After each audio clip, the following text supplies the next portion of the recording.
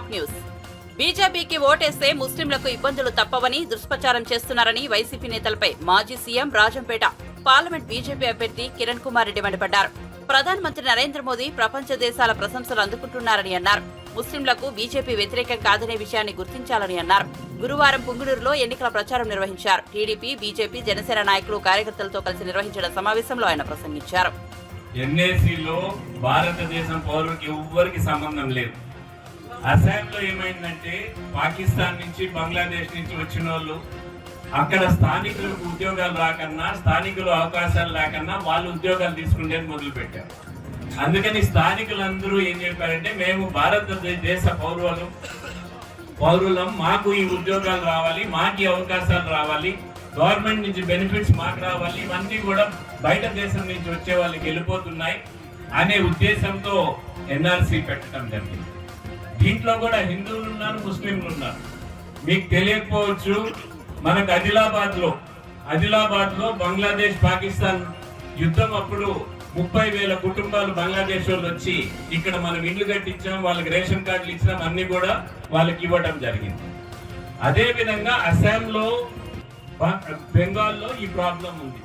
NRC అన్నా కూడా మనకెవరికి వర్తించదు. భారతదేశ పౌరుడు కాకన్నా ఉంటే ఇక్కడ జన్మించినా గానీ లేక ఇక్కడ ఉండేవారు ఎవరికి కూడా వర్తించదు. ముస్లింస్ గానీ, క్రిస్టియన్స్ గానీ, హిందూస్ గానీ, జైన్స్ గానీ ఎవ్వరికి వర్తించదు. కేవలం బర్మా నుంచి వచ్చిన వాళ్ళకు, లేకనంటే బంగ్లాదేశ్ నుంచి వచ్చిన వాళ్ళకు, పాకిస్తాన్ నుంచి వచ్చిన వాళ్ళకు, ఆఫ్ఘనిస్తాన్ నుంచి వచ్చిన వాళ్ళకు వర్తిస్తుంది. ఆఫ్ఘనిస్తాన్ లో ఒక 40 సంవత్సరాల ముందర 8 లక్షల మంది హిందువులు ఉన్నారు. ఇప్పుడు కేవలం 100 కుటుంబాలు ఉన్నాయి ఆఫ్ఘనిస్తాన్. అదే విధంగా బంగ్లాదేశ్ లో 30% హిందువులు ఉన్నారు. ఇప్పుడు కేవలం 7% హిందువులు ఉన్నారు బంగ్లాదేశ్. పాకిస్తాన్ లో 21% హిందువులు ఉన్నారు. అది కేవలం 1.6% మాత్రమే హిందువులు ఉన్నారు.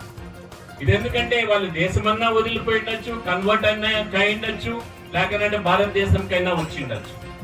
అందుకని ఇది ఆ రోజు దేశం వచ్చిండేది మనకు ఇస్లామిక్ రాష్ట్రంగా అయింది కాబట్టి, ముస్లింస్ కి అక్కడ అన్యాయం జరగదు కాబట్టి వారు అప్లై చేసుకొని రావాలనే సిఏఏ గాని, ఎన్ఎస్సి గాని ఇది స్పష్టంగా తెలియజేయడం జరిగింది. మోడీ గారు గత 10 సంవత్సరాల నుంచి ప్రధానమంత్రిగా ఉన్నారు. 12 సంవత్సరాలు గుజరాత్ చీఫ్ ముఖ్యమంత్రి, 22 సంవత్సరాలు ప్రజా జీవితంలో అధికారంలో ఉండి ఒక్క అవినీతి ఆరోపణ కూడా మోడీ గారి పైన ఎక్కడా రాలేదు. అటువంటి నాయకుడు ఈ భారతదేశానికి ఎంత అవసరమో ఒక్కసారి ఆలోచన చేసుకోండి. 10 సంవత్సరాల్లో ఒక్క రోజు సెలవు తీసుకున్న రోజు లేని నాయకుడు, శ్రమజీవి, మన కోసం, పేదవారి కోసం.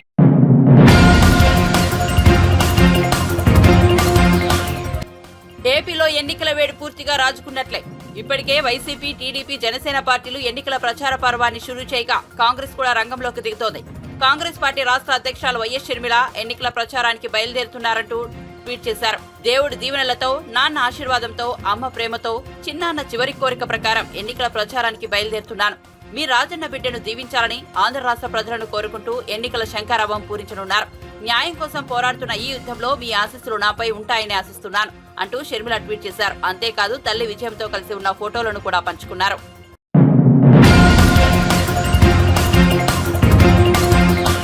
పశ్చిమ గోదావరి జిల్లా గోపాలపురంలో ఏర్పాటు చేసిన ప్రజాగలం సభలో టీడీపీ అధినేత చంద్రబాబు సీఎం జగన్ పై విమర్శనాస్త్రాలు సంధించారు. జగన్మోహన్ రెడ్డికి శవరాజకీయాలు చేయడం బాగా అలవాటుని వ్యాఖ్యానించారు. ఎప్పుడైనా గమనించండి, శవాన్ని చూడగానే నవ్వుతాడు. ఎవరైనా శవాన్ని చూస్తే నవ్వుతారా? శవాన్ని చూస్తే ఎవరైనా బాధపడతామని వివరించారు. ప్రాజెక్టు పోయింది. ఓకే, గోపాలపురం ఒక ఎస్సీ కాన్స్టిట్యూన్సీ, అవునా కాదా? నేను ఒక చదువుకున్న అభ్యర్థిని, కంప్యూటర్ కోర్స్ చేసిన వ్యక్తిని, వెంకట్రాజుని ఎమ్మెల్యేగా పెట్టాను. ఇప్పుడే కొవ్వూరులో కూడా మీటింగ్ అడ్రస్ చేసి వచ్చాను. ఇప్పుడు నేను ఇక్కడికి వచ్చాను.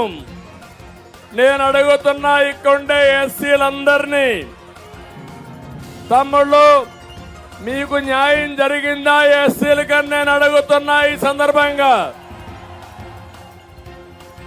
నా ఎస్సీలు అంటాడు, మాట్లాడితే ఆ ఎస్సీలనే గొంతు కోసేస్తాడు. దుర్మార్గుడు ఈ ముఖ్యమంత్రి. నేను అడుగుతున్నా, అంబేద్కర్ గారు రాసిన రాజ్యాంగం ప్రకారం ఎస్సీ సబ్ ప్లాన్ ఉంది. ఆ సబ్ ప్లాన్ లో ₹1 మీకోసం ఖర్చు పెట్టాడా అని అడుగుతున్నా. ఎస్సీలందరినీ పెట్టాడా? తమ్ముళ్ళు, మీ ఊర్లో ₹1 ఇచ్చారా అని మిమ్మల్ని అడుగుతున్నా. 27 పథకాలు నేను తీసుకొచ్చారు. ఆ 23 పథకాలు అమలైనాయా అని మిమ్మల్ని అడుగుతున్నా. అయినాయా మిమ్మల్ని అడుగుతున్నా. 5 ఏళ్లలో 28,000 కోట్ల రూపాయలు ఖర్చు పెట్టాను నేను. ధైర్యం ఉంటే చెప్పు, ఎస్సీలకి నా ఎస్సీలు అంటున్నావు. నీకు ధైర్యం ఉంటే ఎన్ని వేల కోట్లు ఖర్చు పెట్టావు, ఎక్కడ ఖర్చు పెట్టావో చెప్పమని ఛాలెంజ్ విసురుతున్నా. అవునా కాదా? ఇంకో పక్క మీరు చూస్తే నేను దళితుల్ని భూస్వాములు చేయాలని భూమి కొనిచ్చా. 5 లక్షలు 10 లక్షలు పెట్టి భూమి కొనిచ్చా. నేను అడుగుతున్నా, జగన్మోహన్ రెడ్డి 1 ఎకరా కొనిచ్చావా మా దళితులకు అని అడుగుతున్నా. చెప్పగలుగుతావా అని అడుగుతున్నా. తమ్ముళ్ళు, ఇదే కాదు, కులాంతర వివాహాలకి ఆర్థిక సహాయం చేశా నేను. బెస్ట్ అవైలబుల్ స్కూల్స్ అంటే జిల్లాలో మంచి స్కూల్స్ ఉంటే దళిత పిల్లలు కూడా తెలివైన పిల్లలు, వాళ్ళని చదివిస్తే బ్రహ్మాండంగా రాణిస్తారని మంచి స్కూల్స్ పంపించి ప్రభుత్వ డబ్బులు ఖర్చు పెట్టి చదివించాం. కనీసం బెస్ట్ అవైలబుల్ స్కూల్స్ అన్ని రద్దు చేశావు. ఎందుకు రద్దు చేశావో చెప్పే ధైర్యం నీకుందా అని నేను అడుగుతున్నా. ఇంకొక పక్క మీరు చూస్తే అంబేద్కర్ విదేశ విద్యా విధానం. నేను ఒకటే ఆలోచించాను, ఈ పిల్లలంతా కూడా తెలివైన పిల్లలు, ఒక ఆశ ఉంటుంది, ఒక కోరిక ఉంటుంది. ఇప్పుడు వెంకటరాజుకు అవకాశం వచ్చింది, కంప్యూటర్ చదువుకున్నాడు. ఒక సాధారణ కుటుంబంలో పుట్టాడు, ఇప్పుడు రాజకీయాల్లోకి వచ్చాడు. ఇలాంటి కోరికలు దళిత పిల్లలకు ఉండవా అని మిమ్మల్ని అడుగుతున్నా. ఆ కోరికలు నెరవేర్చాలని దళిత పిల్లల్ని ప్రపంచంలో బెస్ట్ యూనివర్సిటీ చదువుకోవడానికి ఒక్కొక్కరికి 15 లక్షల రూపాయలు ఆర్థిక సహాయం చేయడానికి ముందుకు వచ్చా. ఒక్కొక్క అభ్యర్థికి, ఒక్కొక్క స్టూడెంట్కి పెట్టుబడి 15 లక్షలు పెట్టడానికి నేను సిద్ధపడ్డాను. కొన్ని వేల మందిని చదివించాను. ఎందుకు తీసేసావు సైకో జగన్మోహన్ రెడ్డి? సమాధానం చెప్పు. నా ఎస్సీలు అన్నావు కదా, ఏం చేసావని అడుగుతున్నా. ఇంకొక పక్క మీరు చూస్తే దాని పేరు అంబేద్కర్ పెట్టారు. ఈయన ఒక అహంభావి, అంబేద్కర్ కంటే గొప్పోడు అనుకుంటున్నాడు. గొప్పోడు అనుకుని అంబేద్కర్ గారి పేరు తీసేసి జగన్మోహన్ రెడ్డి పేరు పెట్టుకొని ₹1 కూడా ఇవ్వకుండా చేసిన నీకు ఎస్సీలు ఒక ఓటేస్తారా అని మిమ్మల్ని అడుగుతున్నా. ఇద్దరి పుట్టుగతులు ఉండాలా అని మిమ్మల్ని అడుగుతున్నా. ఇంకో పక్క కేంద్ర సబ్సిడీలన్నీ రద్దు చేసేశాడు. కేంద్రంలో ఎస్సీ ఫైనాన్స్ కార్పొరేషన్ ఉంది, వాళ్ళు డబ్బులు ఇస్తారు. నేను మన దగ్గర ఎస్సీ ఫైనాన్స్ కార్పొరేషన్ ఆ డబ్బులు తీసుకొచ్చి మన డబ్బులు పెట్టి మీకు పెద్ద ఎత్తున రుణాలు ఇచ్చాను. వచ్చాయి ఆ డబ్బులు? ఎస్సీ ఫైనాన్స్ కార్పొరేషన్ ఉందా రాష్ట్రంలో ఈరోజు?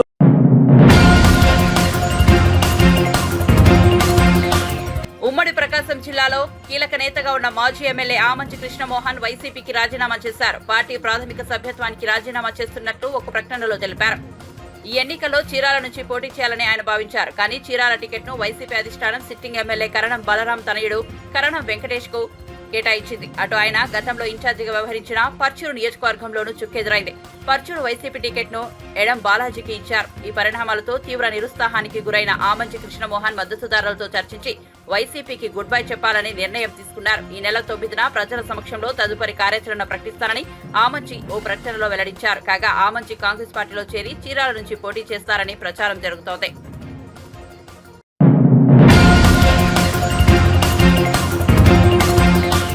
తెలుగుదేశం పార్టీ శ్రీకాళహస్తి అభ్యర్థి బొజ్జ సుధీర్ రెడ్డిపై హత్యాయత్నానికి ఓ వ్యక్తి ప్రయత్నించినట్టు ఆ పార్టీ కార్యకర్తలు ఆరోపిస్తున్నారు.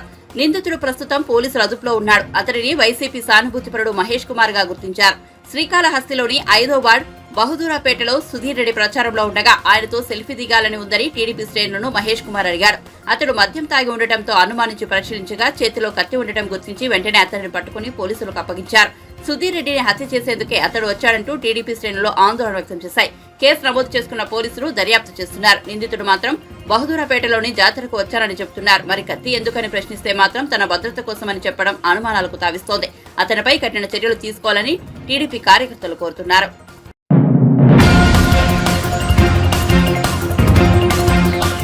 పార్లమెంట్ ఎన్నికల నేపథ్యంలో బీఆర్ఎస్ కాంగ్రెస్ పార్టీలు ఒక్కటయ్యాయని బీజేపీ జాతీయ ప్రధాన కార్యదర్శి కరీంనగర్ ఎంపీ బండి సంజయ్ ఆరోపించారు. ఆ రెండు పార్టీలు డైవర్షన్ పాలిటిక్స్ చేస్తున్నాయని విమర్శించారు. గురువారం ఆయన మీడియాతో మాట్లాడుతూ కాంగ్రెస్ కాళేశ్వరం అంటుంటే బీఆర్ఎస్ కృష్ణా నీళ్లంటూ తప్పించుకునే ప్రయత్నాలు చేస్తున్నాయన్నారు. కాంగ్రెస్ ఫోన్ ట్యాపింగ్ అంటుంటే బీఆర్ఎస్ నీళ్లు ఇవ్వడం లేదని అంటున్నారని విమర్శించారు.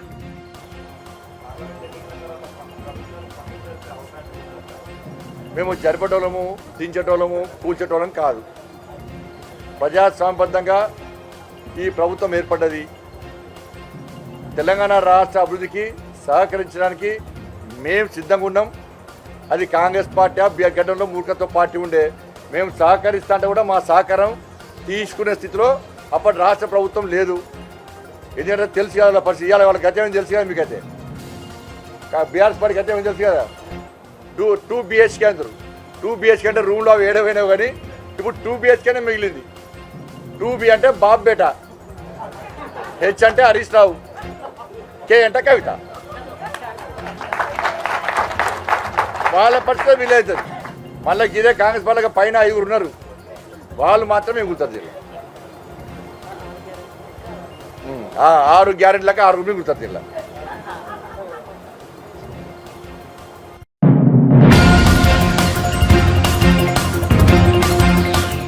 అయ్యా ముఖ్యమంత్రి రేవంత్ రెడ్డి గారు, మీకు డిసెంబర్ 9 గుర్తు ఉందా లేదా?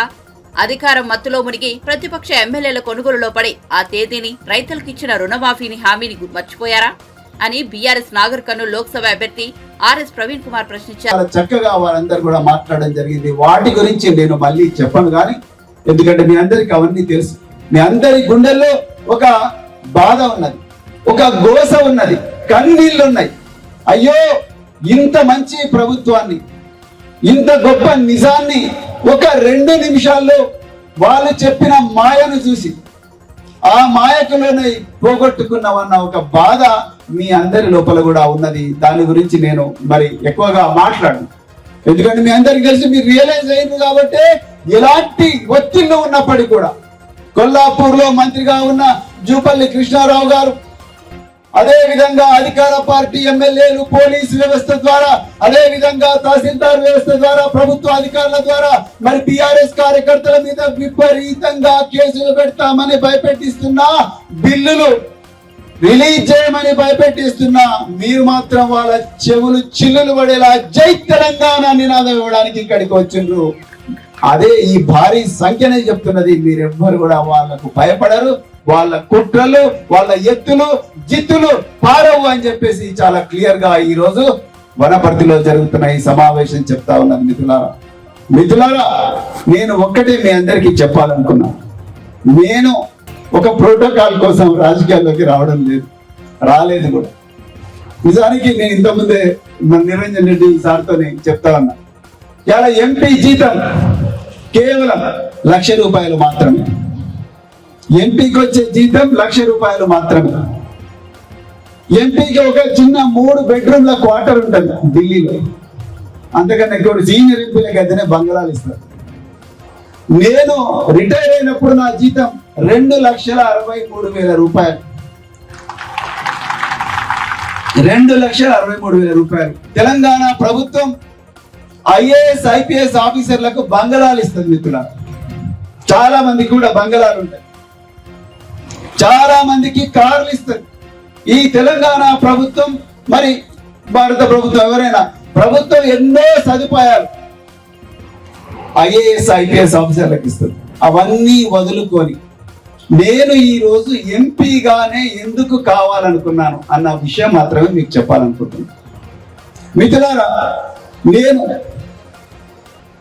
అమెరికాలో నలమల అడవుల్లో చదివిన, 7వ తరగతి వరకు నలమల అడవుల్లో చదివిన, 8 నుంచి 10 వరకు అలంపూర్లో చదివిన, నలమల అడవుల్లో 8వ తరగతి వరకు కూడా కరెంటు కూడా నేను చూడలేదు. కందిళ్ళు పట్టుకొని పోయేవాళ్ళం. ఇక్కడున్న పెద్దల సీనియర్ రాజకీయ నాయకులకు అందరికి కూడా ఆ విషయాలు తెలుసు. అలాంటి బిడ్డను నేను 12వ తరగతి వరకు ఇంటర్మీడియట్ వరకు కూడా తెలుగు మీడియంలోనే చదివిన. ఇక్కడ నుండి మొట్టమొదటిసారి 1984వ సంవత్సరంలో మత కల్లోలాలు విపరీతంగా జరుగుతుంటే ఆ టైంలో ప్రాణాలు అరచేతిలో పెట్టుకొని హైదరాబాద్ లో రాజేంద్ర నగర్ లో అగ్రికల్చర్ యూనివర్సిటీలో చదువుకున్నా. ఎప్పుడు చస్తామో నా క్లాస్మేట్లు 2 చచ్చిపోయారు మత కల్లోలా, చిన్న పిల్లలు. కానీ ప్రాణాలు అరచేతిలో పెట్టుకొని అగ్రికల్చర్ యూనివర్సిటీలో వెటర్నరీ సైన్స్ లో చదువుకున్నా. దాని తర్వాత ఎంఎన్ రెడ్డి అని ఒక ప్రొఫెసర్, బాబు నువ్వు చాలా గొప్పగా విద్యార్థి ఉద్యమాలు చేస్తున్నావు, కానీ ఒక 2 నిమిషాలు విద్యార్థి ఉద్యమాలు పనిచేసి చదువు మీద శ్రద్ధ పెట్టు నాయన, నువ్వు తప్పకుండా ఒక ఐఏఎస్ ఆఫీసర్ అయితే లేకపోతే ఐపీఎస్ ఆఫీసర్ అయితే ఉంటే రోజు 16 గంటలు చదివి, తెలుగు మీడియం మిత్రులారా నేను 16 గంటలు చదివి 3 సంవత్సరాలు కష్టపడితే ఒకసారి ఐఆర్టీఎస్ వచ్చింది, ఒకసారి ఐపీఎస్ వచ్చింది. ఐపీఎస్ ఆంధ్రప్రదేశ్ క్యాడర్ వచ్చింది మిత్రులారా నాకు. ఆ ఆంధ్రప్రదేశ్ క్యాడర్ ఐపీఎస్ వస్తే అక్కడి నుండి నేను నేషనల్ పోలీస్ అకాడమీకి వచ్చిన. నేషనల్ పోలీస్ అకాడమీకి వచ్చిన తర్వాత మరి నాకు పెళ్లి చూపులు అయిపోయిన తర్వాత ఎంగేజ్మెంట్ నా ఫోటో పెట్టుకొని చేసుకున్నారు. ఎంగేజ్మెంట్ ఎవరైనా భార్య అంటే వధువు వరుడు ఉండాలి కదా, మరి నా ఫోటో పెట్టి చేసుకున్నారు. మరి ఎందుకు ఫోటో పెట్టి చేసుకున్నారంటే నేను చైనా బార్డర్లో ఉన్న మిత్రులను మా భార్యతో, అంటే అప్పుడు ఫియాన్సీ, నేను పెళ్లి చేసుకోబోయే అమ్మాయితో ఫోన్లో మాట్లాడాలంటే 100 మంది పోలీసులు నా వెంబడి రావాలి.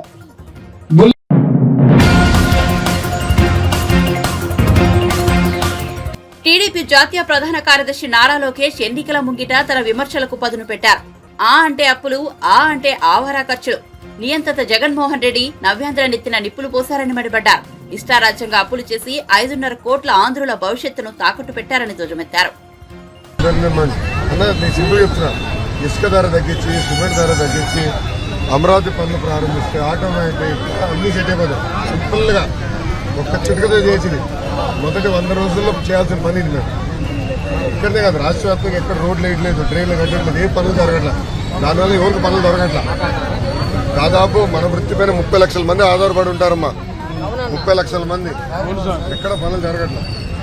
ఆ పనులు ముందల ప్రారంభం అవుతే మన చేతి నిండా పని వస్తే ఆగి బతకచ్చు. అది మా ఆలోచన. అరే ఆగినా బాగుందని మన ఖర్చుందా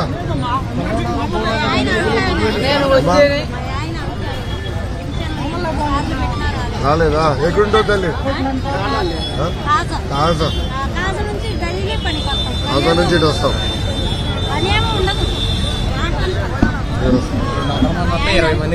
అవును, చూస్తూ ఉంటావు కదా. ధైర్యంగా ఉండండి, మేము చూసుకుంటాం. ఓకేనా తల్లి? నేను వచ్చి చేస్తా కదా తల్లి. 2 నెలలు ఓపిక పట్టు. ఈ మహాన్బాడు ఎటుగా ఏం చేయలేదు కదా. 2 నెలలు ఓపిక పట్టు. మన తెలుగుదేశం జనసేన ప్రభుత్వం వస్తుంది, తప్పనిసరి మిమ్మల్ని ఆదుకునే బాధ్యత మేము తీసుకుంటాం. ఇప్పుడు ఈ కటింగ్ ఫిట్టింగ్ చేయకూడదు తల్లి.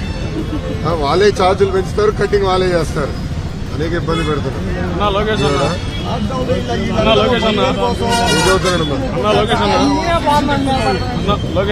నిన్ను పవన్ కళ్యాణ్ గారు ఒకసారి చూడాలన్నా. నేను చూసా కదా. ఇంకా ఇద్దరు నడుస్తుంటే చూడాలన్నా. అది ప్రశ్నలే మీకు వాటర్ బాటిల్ నుంచి ఎవరు అడగట్లేదు. వాటర్ గురించి ఎందుకు సార్? ఇళ్ళల్లో ఆడవాళ్ళకి శుభ్రంగా ఉంటే చాలు సార్. అవి కూడా బాగా పెంచేశారు. మామూలు కాదు, రాత్రే పని చేసి పోతే 200 చెప్పారు. ఇల్లు కూడా లేవు, తాగునీరు సమస్య కూడా అట్లనే ఉంది. ప్రధానంగా 20 ఇల్లు కట్టాల్సిన అవసరం ఉంది.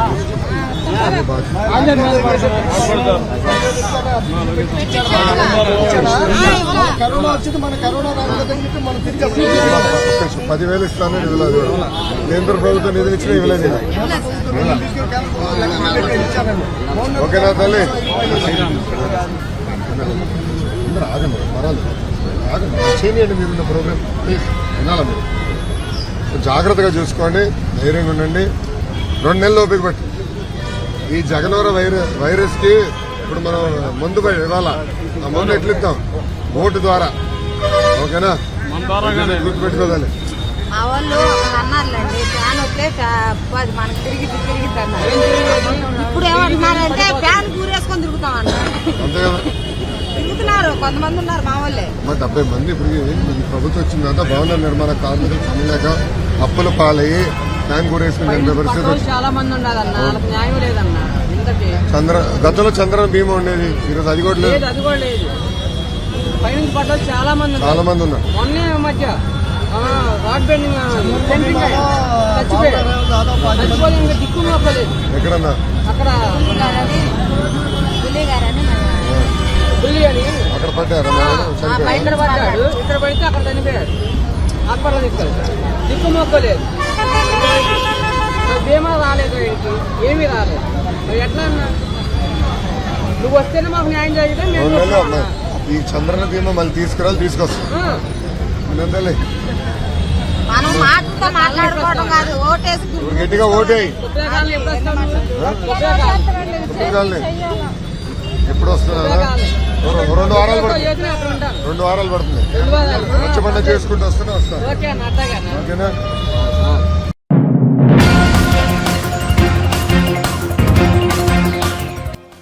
కిన్నెర వాయిద్యకారుడు పద్మశ్రీ మొగులయ్య బుధవారం ముఖ్యమంత్రి రేవంత్ రెడ్డిని ఆయన నివాసంలో కలుసుకున్నారు. మొగులయ్యను ఆయన చిన్న కుమారుడిని మంత్రి కొండా సురేఖ సీఎం నివాసానికి తీసుకెళ్లారు. ఈ సందర్భంగా ముఖ్యమంత్రి రేవంత్ ముందు మొగులయ్య తన కళను ప్రదర్శించారు. పుట్టిండో పులిపిల్ల పాలమూరు జిల్లాలోన, అచ్చంపేట తాలూకాలోన, కొండారెడ్డి పల్లెలోన అంటూ పాట పాడారు. మొగులయ్య పాటకు మంత్రముగ్ధుడైన సీఎం రేవంత్ ఆయనను అభినందించారు.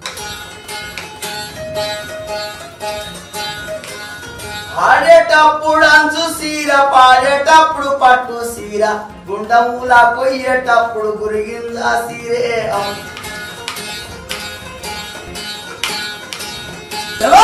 పుట్టిండొక్క పులి పిల్ల పాలమూరి జిల్లా శబాష్, ఒక పులి పుట్టింది. పుట్టిండొక్క పులి పిల్ల పాలమూరి జిల్లాలో అచ్చంపేట తాలూకాల కొండారెడ్డి పల్లెకవా. పేదవాళ్ళ కోరకే నన్ను ముందు అడుగు పెట్టిండు, ముఖ్యమంత్రి అయిన ముందు అడుగు పెట్టి అన్న మాట తప్పడు, అడుగు ఇక్కిదియ్యడు. పేదవాళ్ళ కొరకే నేను ముందు అడుగు పెట్టిన్నాను. ఏది ఏమి అయినా సరే అన్న మాట తప్పనానే. నేను ఒక కవి కడుతున్న పాట.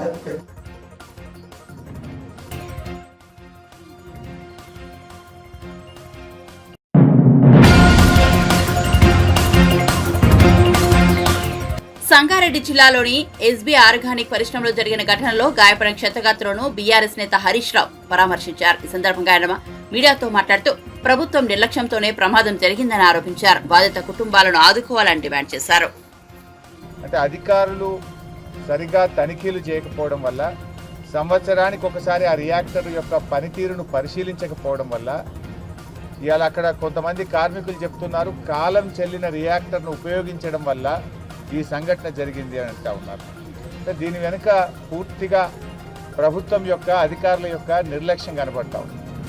సరి అయినటువంటి చెకింగ్స్ చేయకపోవడం వల్ల, సేఫ్టీ మెజర్స్ తీసుకోకపోవడం వల్ల ఇవాళ పాపం అమాయకులైనటువంటి కార్మికులు చనిపోవడం జరిగింది.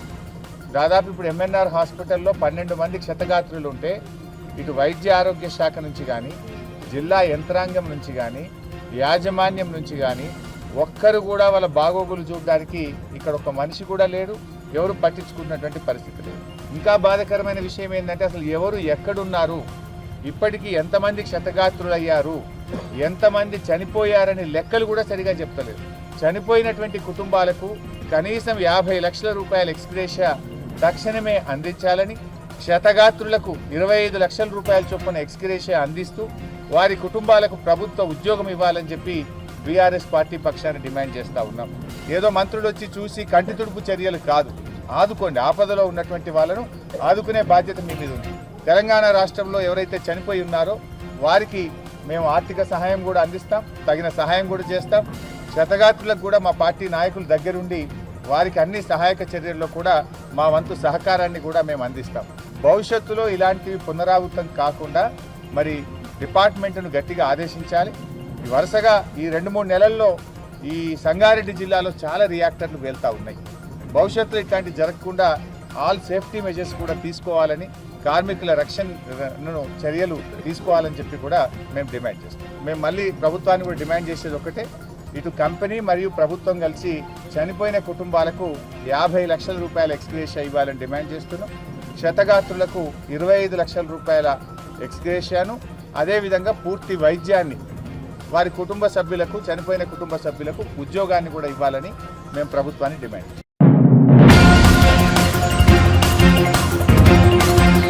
చంద్రబాబు నాయుడును కాపాడేందుకు బీజేపీ నాయకులు పురంధేశ్వరి ఎప్పుడూ ముందుంటారని మాజీ మంత్రి పేర్నినాని ధ్వజమెత్తారు. పురంధేశ్వరి రాష్ట్ర బీజేపీ అధ్యక్షురాలుగా కంటే చెల్లెలి భర్తకు మేలు చేసేలా పనిచేస్తున్నారని మండిపడ్డారు. ఎన్టీఆర్ ను కూలదూసే సమయంలో బాబుకు పురంధేశ్వరి సపోర్ట్ చేశారని దుయ్యబట్టారు. బాబు కోసం పురంధేశ్వరి బీజేపీని బాబు జనతా పార్టీగా మార్చేశారని విమర్శించారు. ఎందుకు ఇచ్చాడు నీకు తెలుసు, నాకు తెలుసు, విలేకరులకు తెలుసు. భారతీయ జనతా పార్టీకి బలం ఉందా లేదా, ఓట్లు ఉన్నాయా లేదా. కానీ దురదృష్టం ఏంటంటే ఈ వదిన గారు వచ్చి,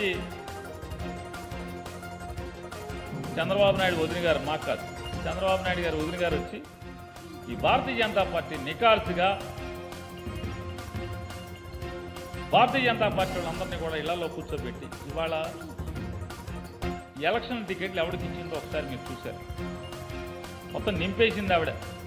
ఎట్లా అయిపోయిందంటే వెనకటికి మనకి పాఠాలను చదువుకునేవాళ్ళం, చీమలు పెట్టిన పుట్టలు పాములు పాలైనట్లుగా ఈ స్వయం సేవకులందరూ పెట్టినటువంటి భారతీయ జనతా పార్టీ టీడీపీ నుంచి వచ్చినటువంటి దొంగల పాలైపోయినటువంటి పరిస్థితి ఆంధ్రప్రదేశ్ రాష్ట్రంలో మనం చూస్తున్నాం. ఇవాళ దేశంలో దొంగలు పడ్డారో లేదో కానీ భారతీయ జనతా పార్టీలో మాత్రం తెలుగుదేశం పార్టీ దొంగలు పడ్డారనేది మీరు గమనించుకోవాల్సిన, ఢిల్లీ వాళ్ళందరినీ కూడా గమనించుకోమని చెప్తున్నాను. ఇవాళ రామోజీరావు ఏదైతే రామోజీరావు చట్ట వ్యతిరేకంగా ఆర్థిక అక్రమాలు చేసి తప్పుడు పనులు చేశాడో, ఆయన చేసినటువంటి తప్పుల్ని, పాపాలని, లేదా చంద్రబాబు నాయుడు గారు చేసినటువంటి జనం సొమ్ము లూటీ చేసినటువంటి పాపాలు, అధికారులు ఎవరెవరైతే చర్యలు చేపట్టారో ఈ లిస్టులో వాళ్ళందరూ ఉన్నారు. ఈ 22 మందిలో రామోజీరావు మీద, చంద్రబాబు నాయుడు మీద చట్టపరమైన చర్యలకు ఎవరైతే ఉపక్రమించారో వాళ్ళు చేసిన పాపాల మీద వాళ్ళందరి పేర్లు రాసి తప్పుడు ఆరోపణలు చేసి నిర్లజ్జగా, నిస్సిగ్గుగా, హేయంగా, నిరాధారమైనటువంటి ఆరోపణలు చేసి వాళ్ళందరూ కుటుంబ సభ్యులను కూడా ఇందులోకి లాగింది. ఇవాళ ఏంటయ్యా అంటే వదిన గారి కార్యక్రమం మరిది కళ్ళల్లో ఆనందం చూడాలి. మరిది కళ్ళల్లో ఆనందం కోసమే బరితెగించి పోలీసు ఉన్నతాధికారులు 22 మంది మీద ఈ రకమైనటువంటి తప్పుడు ఫిర్యాదు. ఇది బరితెగింపు కాక ఏమంటారు? వదిన గారి బరితెగింపు కాక ఏమంటారు దీన్ని? ఈ పురంధరేశ్వరి గారు ఎలా ఉందంటే ఆవిడ తంతు భారతీయ జనతా పార్టీ అధ్యక్షురాలు కాదు, రెండావుల దూడగా ఉంది. ఆవిడ తంతు అంతా కూడా రెండావుల దూడ. రెండావుల దూడ అంటే ఏంటి? ఆవు దగ్గరికి వెళ్ళి పాలు తాగేస్తుంది, ఈ ఆవు దగ్గరికి వెళ్ళి పాలు తాగేస్తుంది ఆవు దూడ. ఆ తంతు, ఆ మోడల్లో ఈవిడ తెలుగుదేశం పార్టీకి, భారతీయ జనతా పార్టీకి పడదు. ఇప్పుడు మొన్నటిదాకా పవన్ కళ్యాణ్ తన్నిచ్చుకుని, కొట్టించుకుని, అవమానాలు, తిట్లు పడ్డే వాళ్ళని ఒప్పించేంత వరకు కూడా భారతీయ జనతా పార్టీకి, తెలుగుదేశం పార్టీకి పడదు. అది అందరికీ తెలిసి సత్యమే కదా. ఈవిడ వదిన గారు పడకపోతే చంద్రబాబు నాయుడు ప్రజాధనం లూటీ కేసులో జైలుకి వెళ్తే చంద్రబాబు నాయుడు గారి కొడుకుని అమిత్ షా దగ్గరికి చేయి పట్టుకుని తీసుకెళ్తుంది. అపాయింట్మెంట్ ఇప్పిస్తుంది, బెయిల్ ఇప్పించమని అడుగుతుంది.